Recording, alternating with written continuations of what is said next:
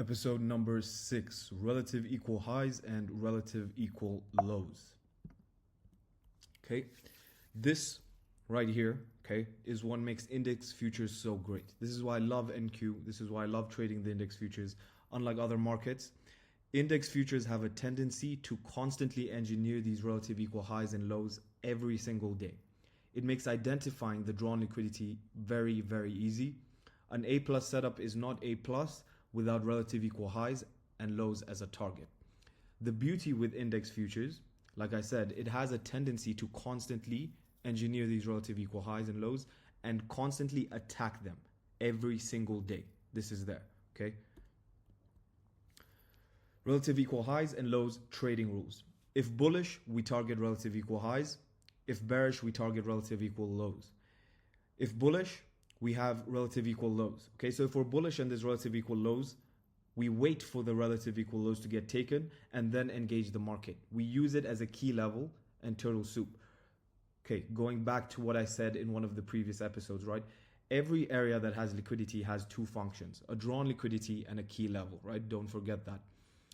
If bearish and we have relative equal highs above us, we wait for the relative equal highs to get taken and then we engage the market using those relative equal highs as a key level and a level to turtle soup, okay? So we have a bullish discount key level here, okay? We're at a key time window. And now again, start training your eye to see this because liquidity is extremely important. And like the previous episodes with the lows that broke the highs and highs that broke the lows, become a master at identifying this on the chart. Backtest this and forward test this as much as you can, right? Because your eye should start jumping to these levels of relative equal highs and lows or equal highs and lows. So when bullish, we want to look at these as targets. So we want to annotate that and anticipate at a key time when price hits a key level to then attack the relative equal highs and lows. This is my favorite draw on liquidity. And because it's so consistent on NASDAQ, it makes it really easy to trade. Here's a bullish discount key level. We want to be trading within a key time window and we see relative equal lows. So what do we do when we're bullish and we have relative equal lows? We use it as a key level and we wait for it to get taken out first.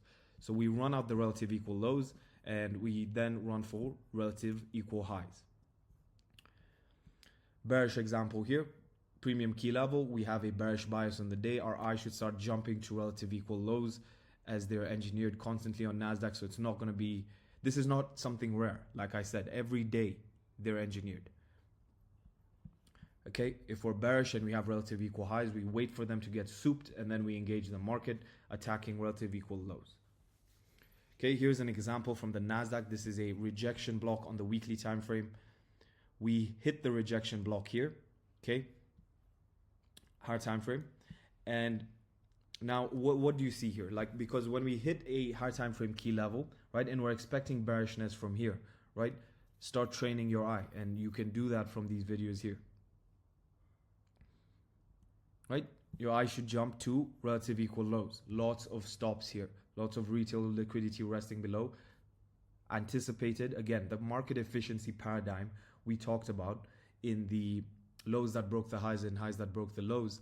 This is, again, another retail logic of support, right? So because it's a retail logic of support, smart money is going to cannibalize them from higher time frame key levels, right? And we had the 1 hour fair value gap here, and this is equity open, by the way. And we aggressively attack them, right? We give them no chance to get out of their stops. Okay, relative equal lows here, taken, right? Relative equal highs. So when we're bearish, we have relative equal lows and we have relative equal highs. So we wait for the relative equal highs to get taken.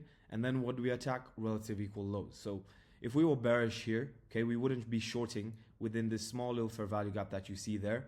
We wait for relative equal highs if they are there and present to be taken first before we engage with the shorts.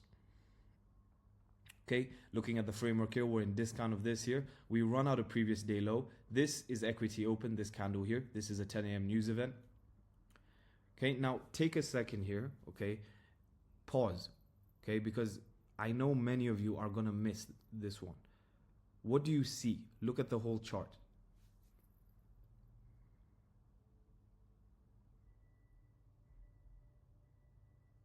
okay, you should be seeing multiple relative equal highs and lows, right? If you were just looking at one, this is what you need to learn to train your eye to see, because we have relative equal highs here, we have relative equal highs here, and we have relative equal lows, right? So we're bullish here, okay?